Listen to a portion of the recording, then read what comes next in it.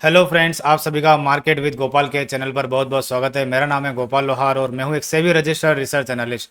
Friends, यहां पर हम निफ्टी और बैंक निफ्टी की एनालिसिस करते हैं और जितने भी एनालिसिस करते हैं सारी की सारी केस स्टडी पर्पस के हिसाब से, बाई सेल की रिकमेंडेशन बिल्कुल भी नहीं है।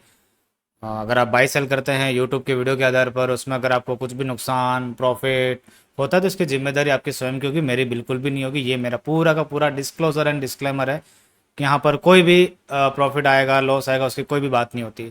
तो फ्रेंड्स, यहाँ पर हम निफ्टी के एनालिसिस शुरू से करते हुए आ रहे हैं और हमारी बात चल रही है कि हमारी जो करेक्शन है वो डेली की 200 की मूविंग एवरेज के आसपास जो है ख़त्म हो जाएगी। हमने ये पहले बात करी थी, ठीक है। और डेली की 200 की मूविंग एवरेज पर जो हमारा पॉइंट आ रहा है वो यही आ रहा है 38% का रिट्रेसमेंट 24,200 के आसपास। मुझे ऐसा लगता है कि थोड़ा बहुत कट भी सकता है, ज़रूरी नहीं कि बिल्कुल एग्जैक्टली यहीं पर सपोर्ट ले, थोड़ा बहुत नीचे भी आ सकता है। 23,900 24,000 मतलब 24,200 का एक पॉइंट है, उसके नीचे 200 पॉइंट आ सकता है 24,000 तक। यानी कि जहाँ से हम खड़े ना, यहाँ से 500 पॉइंट का करेक्शन और आप समझो कि इसमें बचा हुआ है, ठीक है। तो 500 पॉइंट का जो करेक्शन बचा हुआ है और उसमें दिन कितने पड़े हुए हैं, दिन जो है मैंने आपको पहले भी बताया था 34 डेज में ये करेक्शन जो है ओवर होगी। आज के दिन में ये हमारे पास जो दिन है वो कितने हो चुके हैं, अगर हम देखें तो 31 हो चुके हैं। तो 31 हो चुके हैं, तो ये हमेशा एक जो है कम काउंट करता है या एक्स्ट्रा करता है, शायद तक मैं एक बार देख लेता हूँ। कम काउंट करता होगा शायद तक, तो 31 के बाद अपन मान लेते हैं। तो 34 जो बार है वो कब पूरी होगी, मैंने आपको उसी दिन बोला था। 34 बार जो है वो 18 अगस्त को पूरी हो रही है, देखो, ठीक है। तो अब हम नज़दीक है, कहने का मतलब हमारे पास में अगर ट्रेडिंग डेज की मैं बात करूं तो 18 अगस्त की डेट को भी मैं मानूं तो 18 अगस्त के आसपास अगर मैं डेट भी मानूं तो अब हमारे पास ज़्यादा दिन नहीं पड़े। कहने का मतलब ट्रेडिंग डेज जो है हमारे पास मुश्किल से 3 ट्रेडिंग डेज और बचे हुए हैं, क्योंकि 15 के ऑलरेडी छुट्टी है, 16 को शनिवार आ गया है, फिर मंडे को मिलेंगे 18 तारीख को। तो 2 ट्रेडिंग इस वीक के अंदर हमारे पास सिर्फ 2 ही ट्रेडिंग डेज है, कल का दिन और परसों का दिन, ये 2 दिन और है हमारे पास। और मंडे का दिन और है हमारे पास, लास्ट सिर्फ सिर्फ और 3 ट्रेडिंग डेज और बचे हैं।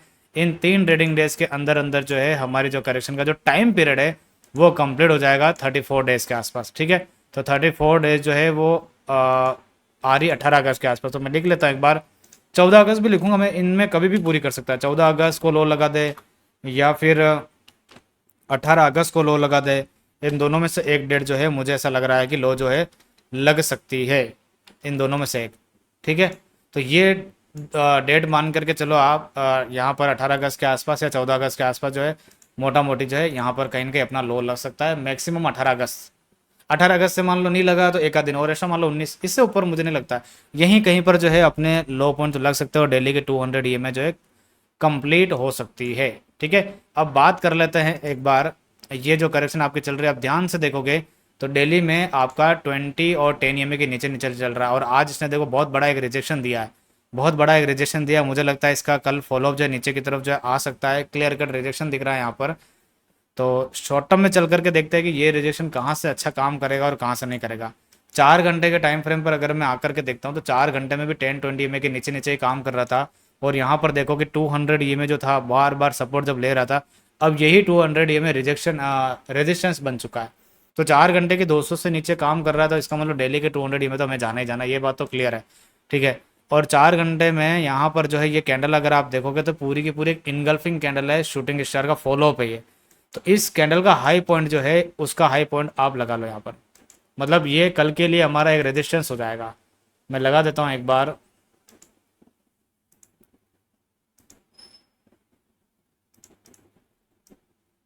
यहाँ पर। तो ये हमारा जो रेजिस्टेंस है इस वाले एरिया में, ये हमारा रेजिस्टेंस बन चुका है यहाँ पर। तो 4 घंटे में ये रेजिस्टेंस है। अब चलते हैं 1 घंटे के टाइम फ्रेम में, दोनों टाइम फ्रेम में समझा देता हूँ मैं। 1 घंटे में भी हम एक ही चीज़ लेकर के चलते कि अगर 10-20 ईएमए के नीचे रहेगा तो हम सेल करेंगे, ठीक है। तो ये देखो अभी जाते जाते इसने 1 घंटे में 10-20 ईएमए के नीचे नीचे क्लोज करा है। तो यहाँ पर जो मुझे ऐसा लग रहा है कि ये हल्का सा इसको रिट्रेस करके यहाँ पर अपना रिट्रेस करके और यहाँ से जो है फॉल नीचे की तरफ जो है दे सकता है, ठीक है। तो क्लियर कट मेरा जो व्यू है कल के लिए डाउन साइड के लिए रहेगा। और ऊपर की तरफ में रेजिस्टेंस की अगर मैं बात करूँ तो ये जो मैंने 4 घंटे के यहाँ पर जो मार्क कर रखा, आप चाहो तो ये भी मार्क कर लो। मैंने इंट्राडे में मेरे जो क्लास चल रही थी मैंने वहाँ पर क्लियर कर समझाया था कि ये जो गिरावट आई है 100% रिट्रेस हो चुका है। बाउंस बैक लेने के बाद मैं नीचे आएगा, तो बाउंस बैक अगर आप देखोगे तो 62% का बाउंस बैक क्लियर कट यहाँ पर करके नीचे की तरफ गिर चुका है। तो ये वाला जो हाई बना हुआ ये वाला 650 का, ये अब आपके लिए ब्रेक इवन समझ लो, मतलब क्या लेंगे, मतलब सेलिंग पॉइंट है कुल में। ब्रेक इवन तो क्या है, ये हल्का बहुत ऊपर नीचे आ सकता है। 25,000, 25,000 क्या, 24,650, ठीक है। 24,650, 600, ये अब आपके लिए रेजिस्टेंस बन चुका है, मतलब रेजिस्टेंस ही है। यहाँ से जो है बाजार वापस से नीचे की तरफ जा सकता है। और पहला जो नीचे का आपका सपोर्ट एरिया अगर आप आइडेंटिफाई करना चाहो कि भाई यहाँ कहाँ रुक सकता है बाजार, तो आप ये वाला एरिया पकड़ सकते हो जो आपके स्विंग लो बने रिसेंटली बने हुए हैं। मुझे लगता है कि इतनी इंपॉर्टेंस इसको देने की ज़रूरत नहीं है। आप सीधा दिल्ली का 200 EMA पकड़ लो। दिल्ली का जो 200 EMA आ रहा है, यहाँ पर आ रहा है 24,200 तक, तो ठीक है। तो 24,200 तक हम जा रहे हैं, क्लियर कट है, ठीक है। और ये इसने आज बता भी दिया, नीचे की तरफ आया है यहाँ पर। अब आप कल के दिन में अगर दो मूविंग एवरेज पर काम करना चाहो तो 10-20 EMA पर कर लो काम, कि भाई 10-20 EMA के नीचे नीचे चल रहा है तो सेलिंग ढूंढ सकते हो। 3 मिनट में भी देख लो आप, 10-20 से सेलिंग कर सकते हो। और ये जो EMA दिख रहा है आपको 200, ये रेजिस्टेंस बन जाएगा कल के लिए 540। 5 मिनट के भी 200 देखोगे तो ये भी आपके लिए रेजिस्टेंस बन जाएगा, मोटा मोटी 550 मान लो। 550 का एरिया अब आपके लिए कल के लिए रेजिस्टेंस का काम करेगा। और बाजार जो है नीचे की तरफ जो है कंटिन्यू कर सकता है, और यहाँ तक हमारा आने वाले 2-3 दिन में पूरा अचीव कर सकता है। तो नीचे का जो पॉइंट है, मुझे ऐसा लगता है कि 2200 जो है बहुत ही जल्दी नीचे आने वाला है, 2-3 दिन के अंदर अंदर डिप मार देगा। कल मार दे, परसों मार दे, जल्दी ही मार सकता है, ठीक है। ये इसने आज प्रोग्राम जो है उसका चालू कर दिया। अब अगर मान लेते हैं कि इसके ऊपर आकर के सस्टेन करने लग जाए, ये जो 4 घंटे का जो प्राइस आप देख रहे हो, वैसे तो मुश्किल रहेगा, फिर भी अगर मान लो, फिर भी मान लो अगर मूविंग एवरेज जो दिख रही है 1 घंटे की 10-20 EMA के अंदर अंदर वापस यहाँ पर आकर सस्टेन करने लग जाता है, तो फिर मुझे लगता है कि फिर शॉर्ट मत करना, क्योंकि फिर मतलब नहीं ना, फिर वापस प्राइस अगर इस एरिया में यहाँ आकर के सस्टेन कर जाएगा तो ये मूविंग एवरेज फिर इसको सपोर्ट करेंगे, ठीक है। तो फिर ये सपोर्ट लेकर के और सपोर्ट कर सकता है, तो जब तक इसके नीचे तब तक आप प्लान कर सकते हो। लेकिन मूविंग एवरेज के अगेन ऊपर आ जाए तो फिर इंट्राडे में आपके अकॉर्डिंग करना है। ऐसा नहीं कि मैं जो बोल करके जा रहा हूँ वही, मेरी जो रिसर्च है ये वाली जो भी मैं बता रहा हूँ वो तब तक एक्टिवेट है जब तक 1 घंटे की इस मूविंग एवरेज के नीचे नीचे है और 4 घंटे की इस बेरिश कैंडल के नीचे नीचे है, ठीक है। और लेवल भी मैंने आपको बता दिया, इनके ऊपर अगर कल आकर के सस्टेन कर जाए तो फिर ये स्टडी काम की नहीं है, ठीक है। तो ये चीज़ आपको ध्यान रखनी है। तो सिंपल सी एनालिसिस है, ज़्यादा कुछ भी नहीं है बाजार में। ज़्यादा ऐसा लग रहा है कि नीचे की तरफ जो है कल को लेवल जो है 2200 जो है, मुझे ऐसा लग रहा है आने वाले समय में 3 दिनों के अंदर, दो दिनों के अंदर अंदर जो है 2200 का एरिया जो मीट कर सकता है। काफ़ी दिनों से जो करेक्शन चल रही है 34 डेज के अंदर अंदर जो है निपटने वाली है। अब यहाँ आ जाएगा, उसके बाद में देखेंगे यहाँ आने के बाद में ऊपर किस स्पीड में जाता है, पैटर्न कंफर्म करता है, कहाँ पर क्या करता है, फिर देखेंगे, उसकी बात हम बाद में करेंगे। तो ठीक है, जो मैं बात कर रहा था कि जब ये बाजार यहाँ से जा रहा था, यहाँ से जा रहा था कि एक बार दिल्ली के 200 पर आना चाहिए, अब यहाँ जा करके यहाँ जाकर अब आया है। तो कुल मिलाकर के भले से ऊपर गया लेकिन अब आ जरूर रहा है। तो ये स्टडी मुझे काफ़ी अच्छी लगती है।